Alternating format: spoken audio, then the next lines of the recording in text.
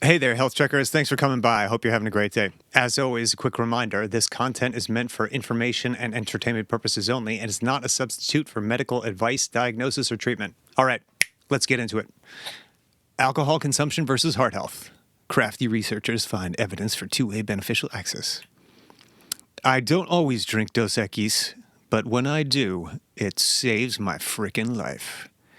One recent narrative in health is how interconnected our body systems are in the big picture. For example, we're learning more and more about the gut-brain axis and how your stomach and GI tract act like a second brain. Not to mention that most of the feel-good chemicals for it are made in your gut. And despite a list of recent cautions by regulatory groups, a group of Mass General researchers is finding out that there is not just a cardio-to-brain health axis, but it also seems to run the other way, too. The heart-brain axis is the new black. So we now know that the brain is constantly receiving signals from our gut on just how healthy we are, and especially about the good or bad microbes we have, and if we're getting enough serotonin. But another axis type that's been expounded on recently is the cardio-to-brain one. And the saying goes that what is healthy for the heart is also healthy for the brain.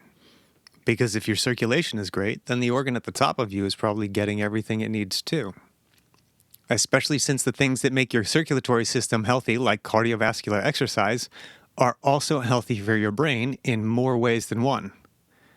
Like making you grow new brain cells and even defending against Alzheimer's and dementia. Links on the site. Ken's team finds that the heart-brain axis can run in either direction. The most interesting part of this recent work by Ken Mezu's team is that the equation can run the other way around too. And let's go ahead and head off all the doubters right away when they start calling BS on mind over matter, because in the case of at least your own matter, it does work. Just not in the way that, EU and world alcohol regulators might like. But if you had to witness the Olympic deadlift level links that people like the Brits and the Poles will go to in order to drink as much as possible, you might be scared too. So we know that stress is a killer. Well, what's one of the things that helps you de-stress? No, not that. Alcohol. The study no doctor wanted to publish. Alcohol might help your heart.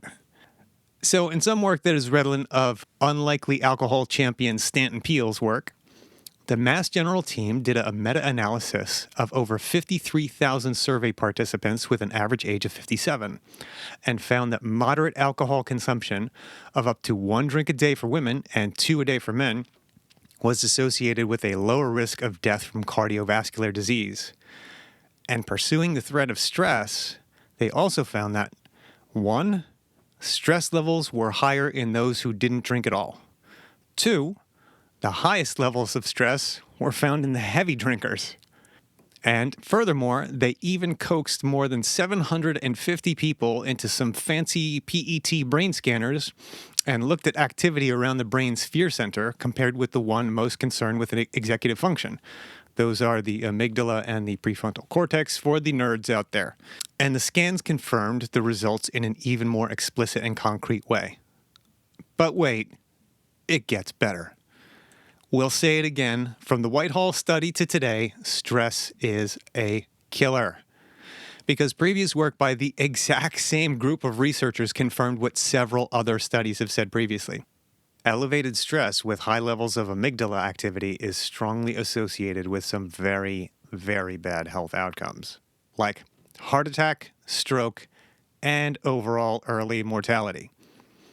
And what they found recently is the moderate drinkers were able to reduce the activity in that region of the brain.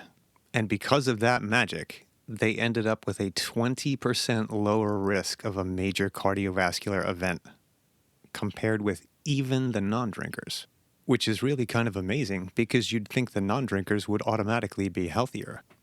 If you read the other post, Stanton Peel might even claim the 20% is a low estimate, and it should probably be considered a higher level of protection.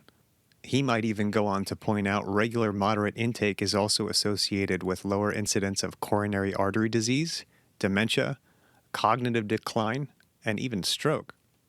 How does stress kill you? Let us count some ways.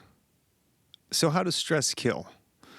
So far, many studies show it causes massive systemic inflammation. This also raises levels of nasty stuff like 1. C-reactive protein, 2. Amyloid A, cousin to Alzheimer's amyloid B, and 3. 2 other biochemicals related to hardening of the arteries. Still, other studies show that when stress chemicals get dumped into your bloodstream, bacteria that would stabilize buildup inside those blood vessels mysteriously reverse their equation for some reason. They release tons of enzymes that destabilize biofilms inside them, releasing much of the plaques they had stabilized before, dumping them en masse right into your bloodstream all over again. Now, these are probably not the only ways these things happen, but 2 of the biggest study results so far. And now the cautions, but you guys are smart, so you knew they were coming. We should all aspire to certain attainable versions of our ideals. Even the CDC has been begging all of us to just get some kind of cardiovascular exercise at all. Walk an extra block. Take 1 flight of stairs. Put 1 of the Twinkies down, please. And the Mesu team doctors are no different here. Due to all the potential problems with alcohol use that include overdoing it and creating things like a body fat-generated inflammation spiral, link on the site, addiction, obesity, liver damage, and all the way up to the big C, that nobody wants to have anything to do with. They say they are not explicitly advocating drinking alcohol. Cardio is the real solution, but tawny port in a storm. The real solution is to get right out, hop on the Peloton, the treadmill, jump rope, or go for a walk. Because the moderate drinker's results were also similar to those created by regular cardiovascular exercise. By the way, the current ideal standard for that is about 30 minutes a day. But just so you know, there are many times at which all of us will have to really pick our poison and take our chance. There are plenty of doctors who will tell you the same thing about medication you got to take. So if cardiovascular exercise really is an impossibility at the time of big stress, what's your other choice? I don't know. Maybe 1 to 2 drinks, depending on who you are, could be a hell of a lot better than the cardio cascade that big stress would have caused anyway.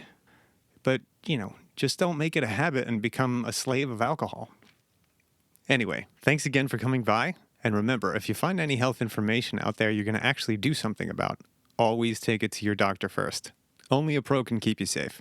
Until next time, everybody, be well and keep on trekking.